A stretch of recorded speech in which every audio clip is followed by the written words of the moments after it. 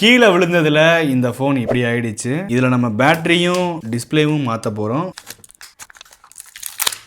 பழைய பேட்டரியில் லீக் இருக்குது, அதனால தான் பேட்டரி மாற்றுறேன். கைஸ் இந்த பாருங்கள், இதுதான் நமக்கு க்ளூ ஃபுல்லாக உரிச்சாச்சு. இப்போ நம்ம வந்து டிஸ்பிளேவை கழட்டணும், அவ்வளோதான். டிஸ்பிளே நமக்கு ஃபுல்லாக காலி. ஸோ அதனால் வந்து எடுத்துக்கிட்டு தான் நிற்கிது. இதை நம்ம ஈஸியாக அப்படி ரிமூவ் பண்ணிடலாம். இதை நம்ம கலட்டினோம் அப்படின்னா நமக்கு டிஸ்பிளே இங்கேயுமே கனெக்ட் ஆகிருக்கு. டிஸ்பிளேல 2 ஸ்ட்ரிப்பு வந்து கனெக்ட் ஆகிருக்குது. இங்கே பாருங்கள், இவ்வளோ தான் நமக்கு டிஸ்பிளே. பேட்டரியும் புதுசு வாங்கிட்டேன், அதே போல் டிஸ்பிளேவும் புதுசு வாங்கிட்டேன். இப்போ க்ளூ ஃபுல்லாக அப்ளை பண்ணியாச்சு. நம்ம டிஸ்பிளேவை உட்கார வைக்கிறோம். இப்படி உட்கார வச்சாச்சு.